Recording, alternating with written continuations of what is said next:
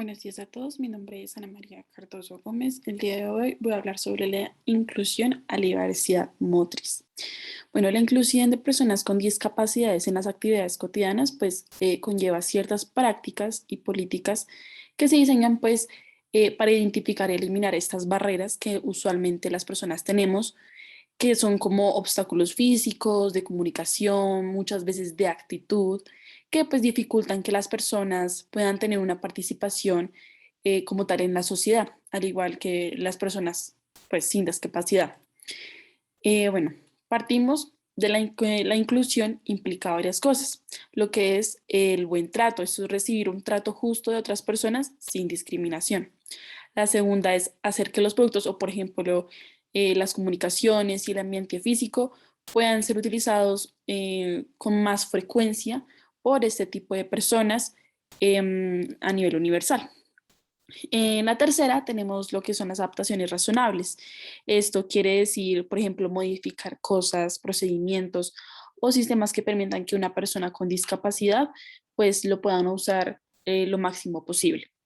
Y como cuarta es eliminar las creencias de que las personas con discapacidades no están sanas o son menos capaces de hacer cosas. En acá hablamos de estigmatizaciones o estereotipos, que es lo que usualmente las personas hacen.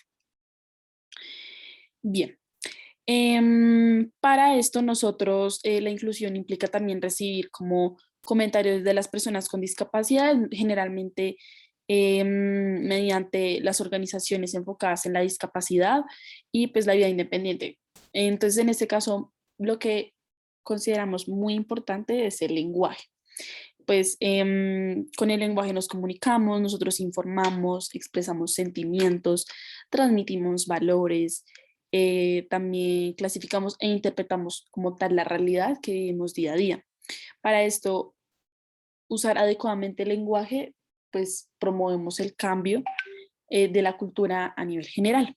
Entonces, por ejemplo, la creación de realidades se establece a través de esto, por lo tanto, pues se precisa llevar una sociedad totalmente inclusiva.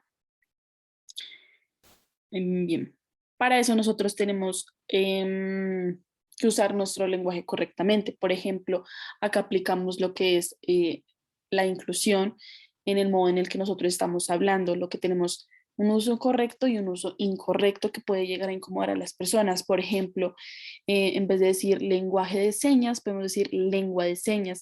O, por ejemplo, decir que una persona es anormal, podemos decir que es una persona en situación de discapacidad o persona con discapacidad. Muchas veces podemos llegar a lastimar a las personas sin darnos cuenta de cómo nosotros estamos hablando.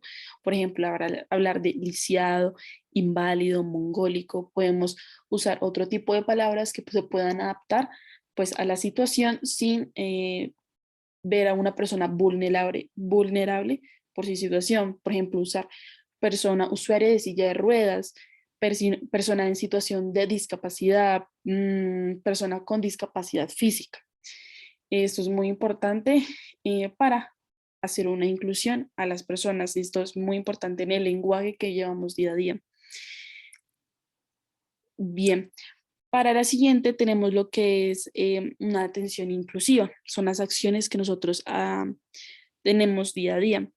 Por ejemplo, la atención de usuarios y usuarias en el marco del concepto de la calidad muchas veces se refuerza por la actitud de quien atiende al público o actitudes positivas, el respeto al usuario, generar vínculos de confianza que permitan la fluidez con ese tipo de personas, lo que es saludar, mirar directamente a la persona, la comunicación gestual, no hacer mala cara, siempre mantener el respeto, no generar falsas expectativas y siempre, siempre ser cordial. La despedida.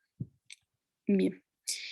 Em, ya para finalizar, lo que son las condiciones de accesibilidad al entorno físico en espacios de atención al público.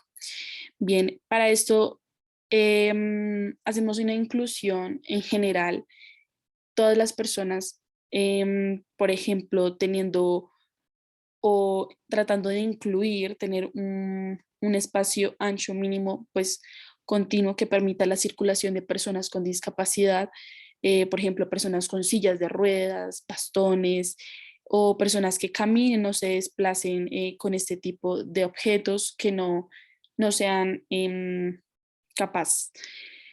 También, por ejemplo, tener un pavimento estable y de superficie homogénea, es decir, que no tenga resaltes u otras características que genere alguna dificultad para que esta persona se pueda desplazar u orientarse.